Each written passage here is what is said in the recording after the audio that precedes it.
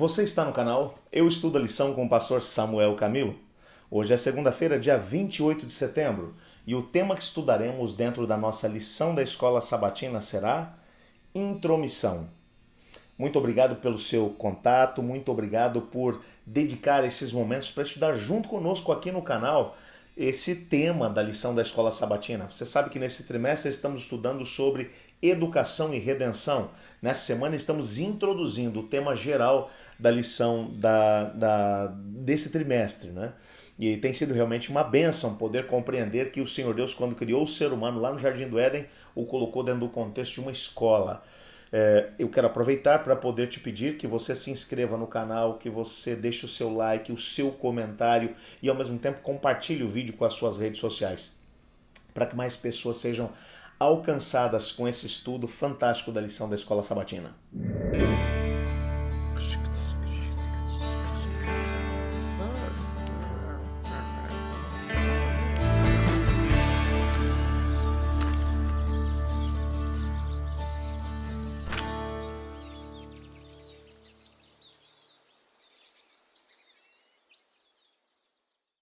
Uma das alegrias de um professor é ter a possibilidade de preparar a sua sala de aula para receber os seus alunos. Com certeza, muitos quadros de avisos, organizador de suprimentos, ao mesmo tempo quadros para poder deixar a sala mais bonita, todo um processo de decoração da sala de aula é feito. Eu sei disso porque minha esposa, esse ano, se aposentou como professora. E eu vou te dizer uma coisa. Se tem uma coisa que na casa de um professor tem com fartura, é EVA, material de pintura, recortes, colagens, sempre tem. Todo início de ano tem ali um processo de decoração da sala. Por quê? Porque quando os alunos chegarem, eles têm que ter um ambiente preparado que os incentive, os estimule a ter o desejo de poder aprender mais.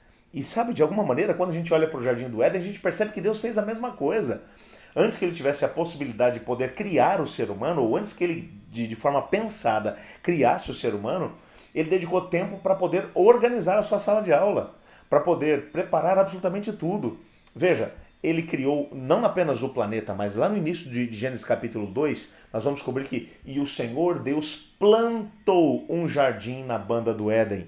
Bom, só para você poder ter uma ideia, a ideia aqui não é que Deus ele disse e apareceu um jardim. Não. Isso tudo aconteceu antes. Ele disse haja luz lá no primeiro dia e houve luz. Ele disse apareça a porção seca e a porção seca apareceu. Ele disse haja separação entre as águas que estão em cima do firmamento e embaixo do firmamento e isso aconteceu. Ele disse apareçam os peixes do mar e as aves do céu e isso aconteceu. Apareçam os grandes luminares e isso aconteceu. Apareçam os animais selváticos e ao mesmo tempo os animais domésticos e tudo isso aconteceu. Quando ele vai agora, depois disso tudo pronto, antes ainda da criação do ser humano, o texto vai dizer, e ele foi e plantou.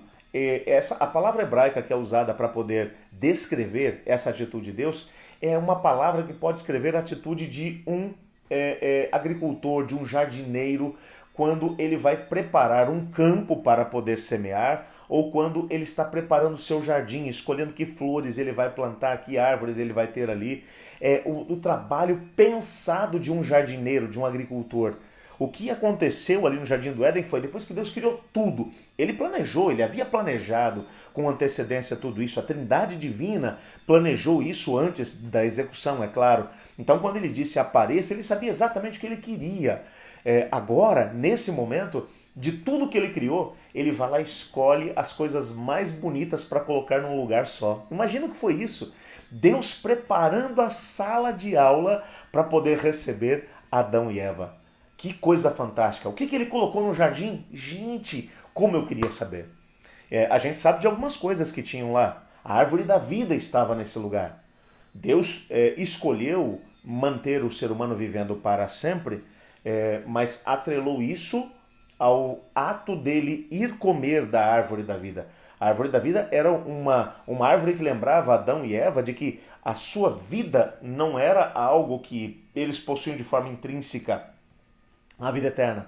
Para eles poderem viver eternamente, eles tinham que comer do fruto Por que isso? Porque Deus era o originador do fruto, Deus havia dado a eles o fruto, e Deus queria que eles nunca se esquecessem de que vida eterna eles só possuíam por causa de um dom de Deus, de um presente de Deus. Tudo foi pensado no Jardim do Éden. Que mais ele escolheu para colocar lá? Não sei. Tantas outras coisas Deus poderia colocar. Mas há um elemento mais que o texto vai dizer que Deus colocou no Jardim do Éden. Ele colocou a árvore do conhecimento do bem e do mal. Para que ele colocou essa árvore lá? Algumas pessoas perguntam. Ah, Deus podia simplesmente não ter colocado. Podia. Mas ele colocou por quê? Porque quando criou seres com a capacidade de pensar, com a capacidade de decidir, ele queria seres que tivessem livre arbítrio, liberdade de escolha. E seres livres são seres que podem escolher amar ou não, que podem escolher estar junto ou não. E para que Adão e Eva tivessem essa liberdade, algo teria que ser criado como uma representação de que na hora em que eles quisessem deixar de ser alunos de Deus, eles poderiam fazê-lo. Eles não eram obrigados a estar na sala de aula. Eles não eram obrigados a receber o ensinamento que Deus tinha para eles. E o fato é que Deus deixou bem claro para eles: olha, se vocês quiserem que eu seja o professor de vocês, se vocês quiserem que eu continue sendo o Deus de vocês, o Deus que tudo criou para vocês, que não deixou de dar nada daquilo que vocês precisavam para ser felizes, então vocês não comam desse fruto. No dia em que vocês comerem, vocês morrerão. Deus não usou meias palavras. Deus nunca usa meias palavras. Deus age e fala de forma clara aquilo que ele quer comunicar. Ele não usa palavras para tentar ludibriar, para tentar enganar. Não, ele é claro e objetivo. O que ele fala é o que é. E ele diz para Adão: se vocês comerem, vocês morrerão.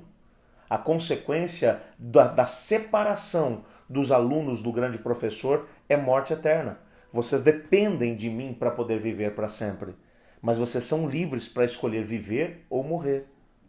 Adão e Eva tiveram essa possibilidade. Gênesis capítulo 3, verso 1, vai introduzir uma outra pessoa dentro do contexto do jardim.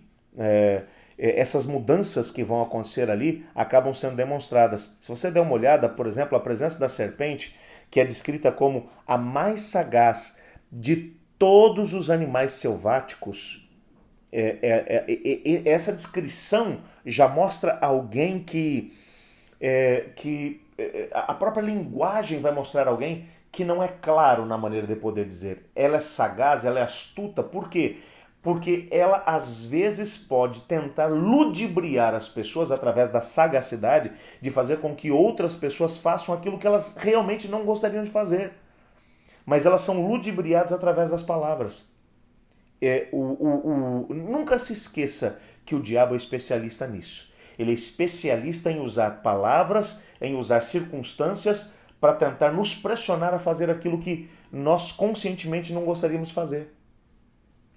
E essa serpente, que é a mais sagaz, ela encontra Adão e Eva numa situação. Eles estavam num mundo que era muito bom. Adão e Eva não se envergonhavam, apesar de estarem completamente nus. E mais, tudo o que Deus havia feito era agradável aos olhos do ser humano. Mas a serpente, ela, depois de poder ludibriar Adão e Eva, ela muda todo esse quadro. O pecado é trazido para o nosso planeta e de repente o elemento negativo acaba sendo introduzido. Quando você olha para o texto bíblico, você vai descobrir aqui de que tudo que podemos extrair dessa história, uma coisa se destaca: Adão e Eva foram criados como seres livres, capazes de escolher entre a obediência e a desobediência. Portanto, desde o início, mesmo em um mundo não caído, podemos ver a realidade do livre-arbítrio humano. Adão e Eva escolheram ouvir a voz de outro professor. Aquele professor que não tinha preparado a sala de aula para eles. Aquele professor que nunca tinham ouvido falar a respeito daquilo que eram as coisas que ele dizia. Nunca tinham tido contato com o conteúdo da sua mensagem. Era um conteúdo que visava prejudicar a humanidade. O pecado, como consequência, veio para o nosso planeta e nós conhecemos a realidade daquilo que vai acontecer. Para a gente poder entender a maneira como o Satanás ele agiu com Adão e Eva, há um último parágrafo que vai aparecer na nossa lição que diz assim: em Gênesis 2,17, o Senhor disse a Adão que se ele comesse da árvore certamente morreria. Quando Eva, em Gênesis 3,3, repetiu a ordem, ela não a expressou com tanta intensidade, deixando de fora a palavra certamente. Em Gênesis 3,4, a serpente colocou a palavra de volta, mas em completa contradição com o que Deus havia dito. Parece que, embora Eva não tivesse sido ensinada por Deus no Jardim do Éden, parece que, embora Eva tivesse sido ensinada por Deus no Jardim do Éden, ela não levou tão a sério quanto deveria o que tinha aprendido.